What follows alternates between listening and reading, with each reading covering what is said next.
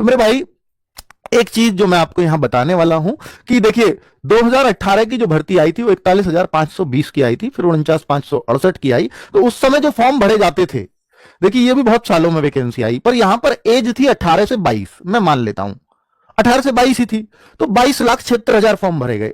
यहां पर एक साल का एज रिलैक्सेशन भी मिला था, तो 23 लाख फॉर्म हो गए, क्योंकि 41,000 तो बच्चे यहां लग गए, और बच्चे वही थे, नए बच्चों को एंट्री नहीं मिली, लेकिन एक साल का रिलैक्सेशन और मिल गया, क्योंकि नए साल में दी थी, हाँ एक नए बच्चों को भी एंट्री मिली थी इसमें, तो 23 लाख बच्चे यहां फॉर्म भर गए। कुछ ने नहीं भरा होगा, पहले वालों ने, उन्होंने देख लिया कंपटीशन बहुत टफ है, पर नए बच्चों की एंट्री की वजह से फॉर्म बढ़ गया और एक साल का रिलैक्सेशन जो मिला था। तो मेरे भाई अब जो 60,000 वैकेंसीज आई हैं, आप देखो उस टाइम क्या होता था हाल, और अब 48 लाख फॉर्म, यानी कैसे कोई एक्सपेक्ट कर सकता है कि एकदम डबल फॉर्म आ जाएंगे। ये मान सकते थे कि 23 से 30 लाख फॉर्म हो जाएंगे, तो डबल फॉर्म क्यों आए? एक तो सबसे बड़ा कारण जो 18 से 22 एज होती थी वो 18 से 25 हुई थी इस भर्ती में, सबसे बड़ा कारण। 3 साल एक्स्ट्रा मिल जाने से क्या डबल, क्या 22 लाख बच्चे बढ़ जाएंगे? नहीं, ये बच्चों की संख्या अगर 3 साल का, अब चूंकि इस बार भी 3 साल का एज रिलैक्सेशन है, 18 से 25 इस बार भी बच्चों ने लिया है, तो सर फिर तो बहुत फॉर्म, 50 लाख से ऊपर फॉर्म जाने चाहिए इस बार, ऐसा लग रहा होगा आपको जिस हिसाब से कंपटीशन बढ़ रहा है।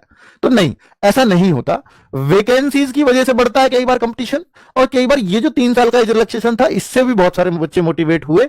और इसका दूसरा सबसे बड़ा कारण जो रहा कि भाई इतना, क्योंकि देखो एग्जाम में बैठने वालों की संख्या देखो कितनी कम थी, क्योंकि फॉर्म भरने वाले तो फिर सब भर देते हैं, यार भर्ती आई है फॉर्म तो डाल ही दो।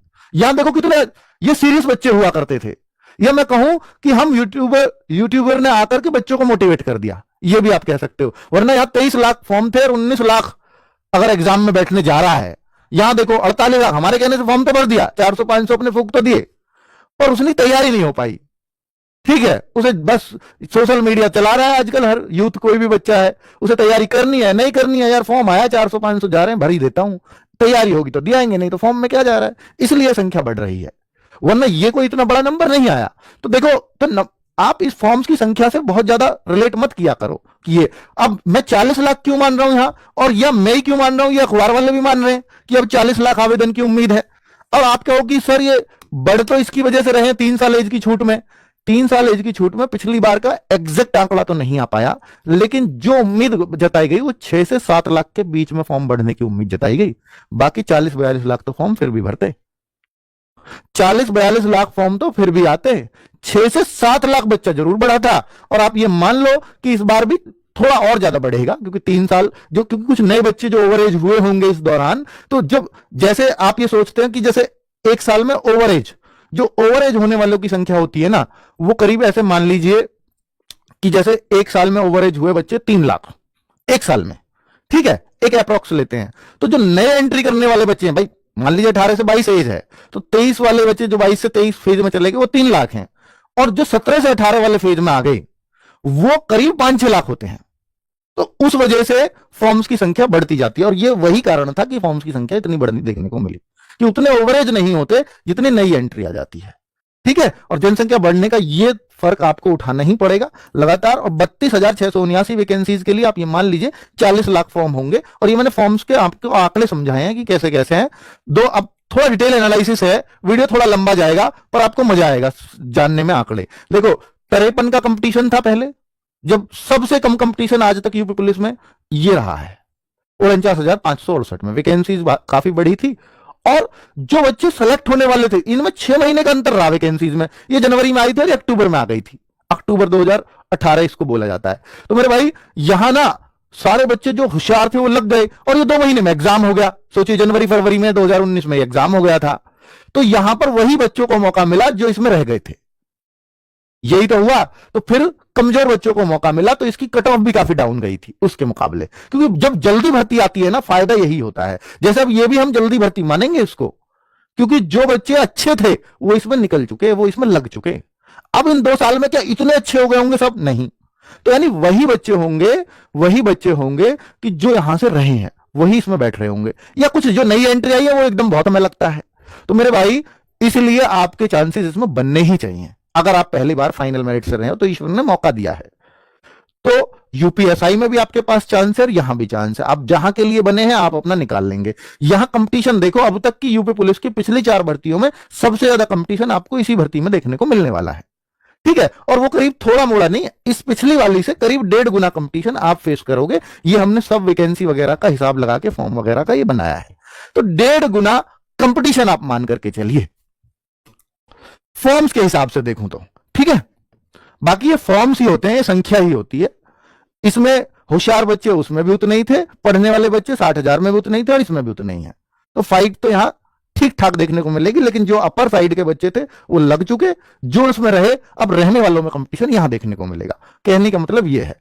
तो भाई यहां हम अप्रोक्स ये मान रहे हैं। अब मैं आपको ये बताना चाहता हूं इस टेबल के माध्यम से कि अगर सबसे कम कंपटीशन है अभी भी 122 से घबराना मत, 122 अभी भी सबसे कम है। कारण दिखा देता हूं, चलो ये तो यूपी पुलिस का है, इसको छोड़ दो। यूपीएसआई में देखो 346 बच्चे एक सीट के लिए फाइट कर रहे हैं। दिल्ली पुलिस देखो 360 बच्चे एक सीट के लिए फाइट कर रहे हैं, ये जो अभी वैकेंसी आई है। एमटीएस का देखो 455 बच्चे एक सीट के लिए फाइट करते हैं। वहीं सीएचएसएल देखो 958 बच्चा एक सीट के लिए फाइट करता है। तो भाई कांस्टेबल में तो फिर भी सबसे कम कंपटीशन है, तो इसलिए अपने आप को मोटिवेट रखो। अगर मेरा कहीं इधर नहीं हो रहा है तो मुझे इसमें फिर नंबर डालना है। अगर मैं एसएससी जीडी में भी निकालूंगा और यूपी की वैकेंसीज देखूंगा ना, तो वो भी इससे ज्यादा ही मिलेगा। फिजिकल तो वहां भी है। तो इसलिए मेरे भाई यूपी पुलिस आपके लिए सबसे अच्छा ही अवसर है। जितनी भी नौकरी आती हैं, सेलेक्ट होने के सबसे ज्यादा चांसेस ही इसमें होते हैं। अपने स्टेट की नौकरी है भाई, इससे बढ़िया तो कुछ है ही नहीं। अब आप देखो कितने पर कट ऑफ चली जाती है। अगर आप ये देखना चाहोगे तो 2023 की मैं आपको पेट की वो फिजिकल वाली डीवीपीएसटी वाली कट ऑफ दिखाना चाह रहा हूं कि आपको कितना स्कोर सिक्योर करना चाहिए। और ये तब था जब 1/4 की नेगेटिव मार्किंग होती थी, तो 214 जनरल में चाहिए थे। और इसको क्यों दिखा रहा हूं, ये तो 2 कट ऑफ लगती है, एक फिजिकल की और एक फाइनल। तो ये फिजिकल के लिए भी इतनी हाई कट ऑफ गई थी। और अगर मैं आगे की बात कर लूं तो ये देखो आप कट ऑफ जो फाइनल गई थी, ये है आपकी जानने और समझने वाली बात। 225, 209, और ये आज से नहीं जा रही इतनी कट ऑफ। आपको ये मेरे भाई अगर मैं कट ऑफ दिखाने लगूं, मैंने शायद आपको बताई है नहीं बताई, दिखाई है नहीं, हाँ ये रही देखो 41,520 सबसे पहली वैकेंसी आई थी, जहां मात्र 53 का कंपटीशन था, 225 पे कट ऑफ था, इसकी भी गई थी। तो आप ये कहो कि सर 225 बहुत हाई कट ऑफ गई है, तो ये 2018 में जब बहुत सारे बच्चे ऑनलाइन नहीं जुड़े थे, ऑफलाइन बच्चे पढ़ाई करते थे, तब भी 225 पे कट ऑफ गई। पर इसका कारण था कि 40-40 नंबर नॉर्मलाइजेशन में मिले थे इसमें बच्चों को। एक बच्चा था, मुझे खूब याद है, विनय मलिक, 260 उसके मार्क्स थे, वो रैंक 1 बना था, हमारा स्टूडेंट था। और 300/300 मार्क्स हुए थे उसके, 260 थे या 262 मार्क्स थे उसके, रैंक 1 उसी की आई थी। 300 में से 300 मार्क्स आए थे उसके, पूरे में से पूरे यूपी पुलिस के अंदर। उसका कारण था कि 40 उसको नॉर्मलाइजेशन के मिल गए, है ना, नॉर्मलाइजेशन के मिल गए, है ना।